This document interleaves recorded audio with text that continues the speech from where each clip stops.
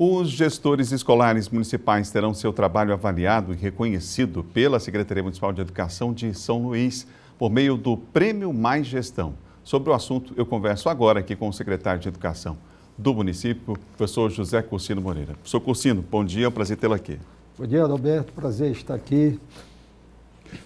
Professor, um momento histórico importante, né? Pela primeira vez, os gestores escolares sendo reconhecidos por essas práticas e, mais do que o reconhecimento, a valorização dessa categoria.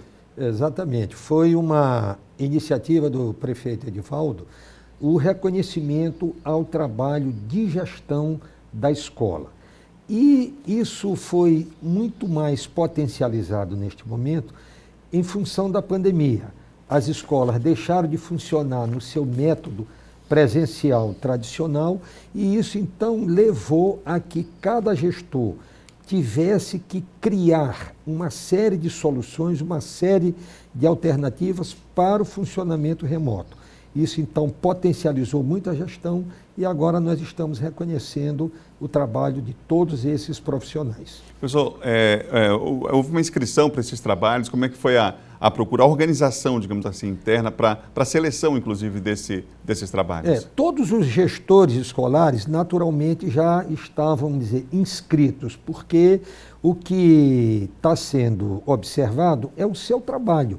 Então, o núcleo diretivo da secretaria, com base nos vários critérios previamente divulgados e conhecidos por parte de todos, foi de escola em escola, aplicando um instrumento de coleta de informações para pontuar e avaliar o desempenho segundo cada variável. Foi formada uma comissão para isso, inclusive, definindo esses critérios, professor? Sim, nós tivemos uma comissão organizadora e tivemos uma comissão avaliadora.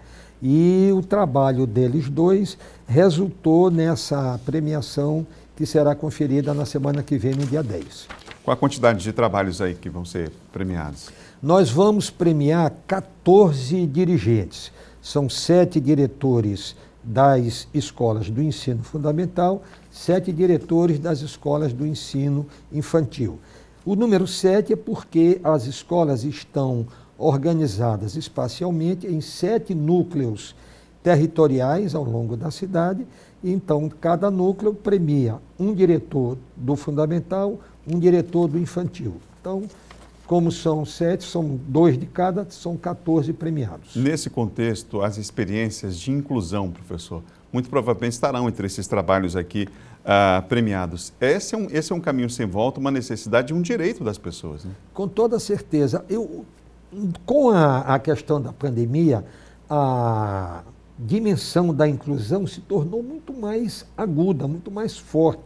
Então, os diretores, embora sigam uma diretriz geral emanada da secretaria, têm toda a liberdade para criar. Então, nós vimos coisas assim fantásticas em termos de iniciativas que eles tomaram para facilitar a inclusão dos estudantes dentro desse processo. Então, foi realmente uma coisa muito interessante, muito rica. Nós podemos agora formar um acervo de boas práticas para disseminar entre todas as escolas e para os demais municípios. Isso é interessante. O prefeito eleito Eduardo Braide já, inclusive, se manifestou publicamente dizendo que as boas práticas terão continuidade no governo dele a partir do ano que vem, a partir de janeiro. Você entende que essa é uma postura interessante também? Ou seja, pensar políticas de Estado e não políticas de governo, ou seja, que não haja ruptura em muitas dessas práticas, porque, afinal de contas, é a população que sofre com isso, né? Com toda certeza. E eu acho, Adalberto, que essa é uma tendência, essa é uma mentalidade que está se tornando dominante entre os políticos, o que é uma coisa muito boa. Há uma preocupação em não descontinuar, porque senão você perde muito tempo rediagnosticando, você desperdiça muito recurso que já foi aplicado. Então, o importante que eu acho é esse, avaliar o que está sendo feito.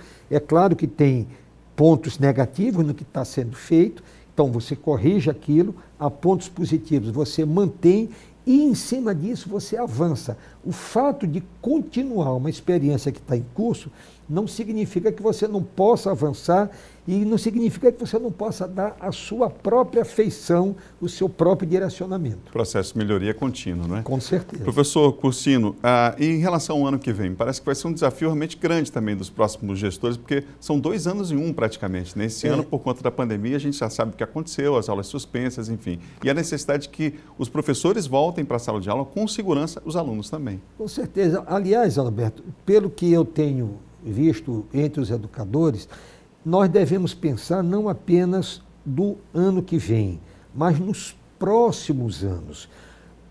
Essa pandemia, a parada que isso provocou, os efeitos disruptivos que houve no processo de ensino-aprendizagem, eles não vão se repercutir apenas em 2021.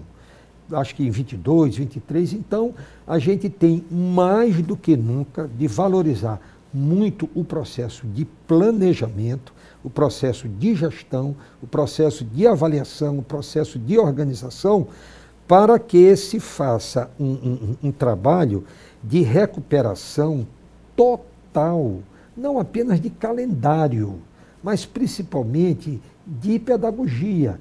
Trabalho de recuperação total do que se perdeu, refazendo em cima de novos paradigmas que foram implantados a partir de agora. Então, por isso, eu acho e vejo os educadores dizendo que será não apenas 21, mas 21, 22, vários anos para frente.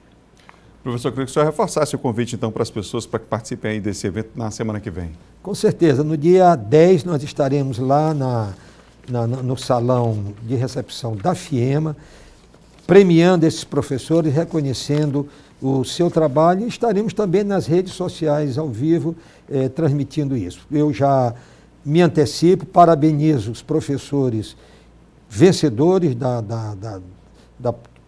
da concorrência e parabenizo todos os professores que nesse processo todo, nesse ano muito difícil, souberam dar uma resposta muito positiva. Professor Cursino Moreira, obrigado pela presença aqui no estúdio da Difusora, pela entrevista. Muito obrigado.